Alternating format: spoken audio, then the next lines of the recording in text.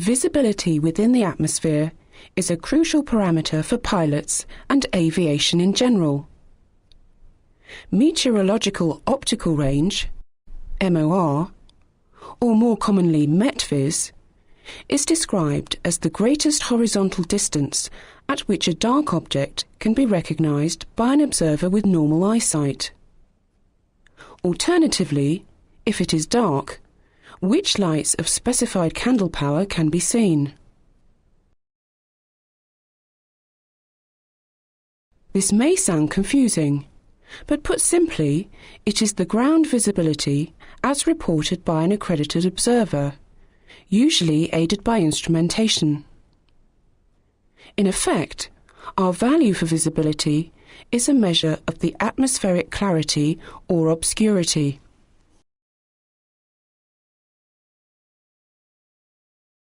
By day, reference will be made to suitable objects at known distances from the observing point, perhaps a hill or a building such as a church or a factory chimney. By night it is more difficult, but the observer will use lights, a glow from an urban area, or perhaps an outline of a hill to distinguish the visibility.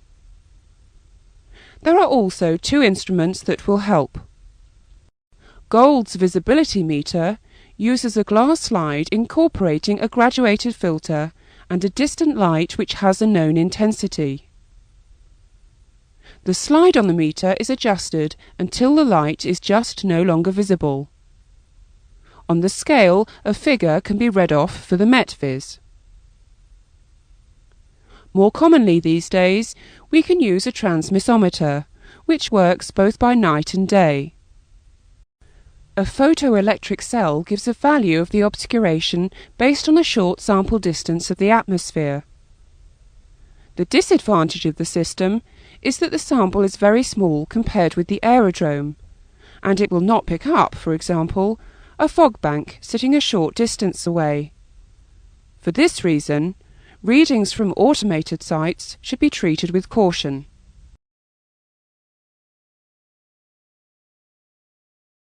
The main causes of obscuration in the atmosphere which lead to poor visibility are water droplets, which can either be suspended, such as cloud, mist or fog, or be falling as precipitation, for example as snow, rain or drizzle.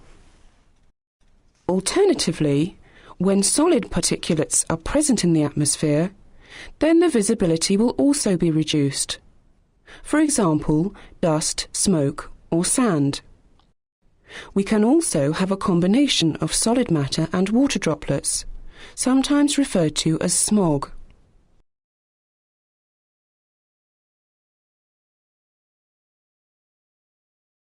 If we have stable conditions low down in the atmosphere, in other words, we have a temperature inversion, then there is a restriction on the vertical movement of air. If we combine this with light winds, we have a situation which is commonly associated with poor visibility. This is because the particles causing the obscuration will have nowhere to escape to. In effect, the inversion acts like a lid. They therefore become more concentrated beneath the inversion, reducing the METVIS at that level. We attach names and symbols to certain situations, depending on the cause of the poor vis. These are well known, but the strict definition is sometimes less well understood. Mist is a MET visibility of 1,000 meters or more, with an upper limit usually of 5,000 meters, although this upper limit does vary occasionally. The relative humidity must be 95% or more as well. If the visibility is less than 1,000 meters and the relative humidity is near 100%, we call this fog. Haze or smoke are caused by solid particulates, and so the humidity will be less than 95%, and is frequently in the order of 50 to 60%. Haze or smoke is reported with any visibility below 5,000 meters, when the humidity is not high enough to report mist or fog. Let's now consider the visibility reducers in a little more detail, namely smoke, dust, sand, precipitation, and suspended water droplets. Smoke consists of solid particles produced by combustion. Conditions will be worse in a stable atmosphere, and the reduction will depend on the rate of production, the rate of dispersal by the wind, and the distance from the source. Dust is made up of fine particles, usually less than 0.08 millimeters across. Dust can be carried high into the troposphere, depending on the wind speed and stability.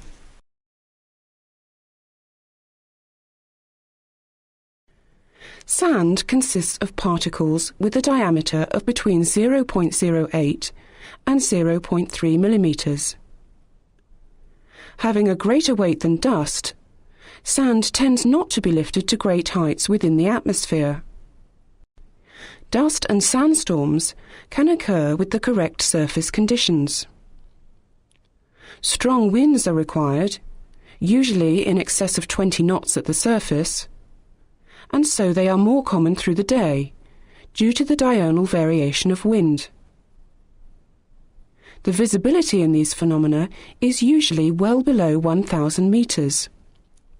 Examples are haboobs and the Khamsin, but we look at these in more detail later.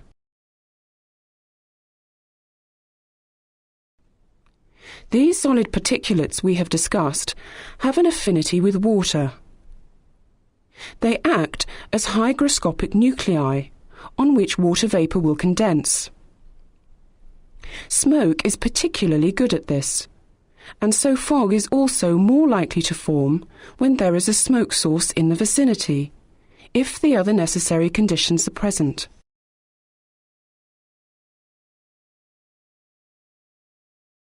Precipitation reduces the visibility whenever it occurs, but some types cause a greater reduction than others. The worst offender in this respect is snow, which can reduce the visibility very swiftly to the following values, depending on intensity: 50 to 200 meters in heavy snow, and around 1,000 meters in moderate snowfall. Blowing and drifting snow will also greatly reduce the visibility.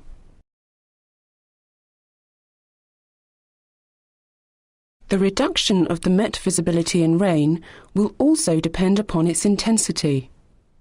Typical Met visibility, as low as 1,000 meters or less, can occur in heavy rain, with between 3,000 meters and 10 kilometers in moderate rain.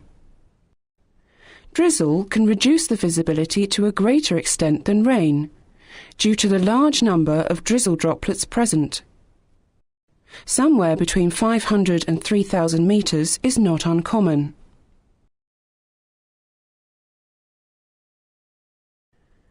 Probably the most important reduction of visibility is that caused by fog. Let's now take a look at this in detail, looking at different types of fog and the formation and clearance of the main forms.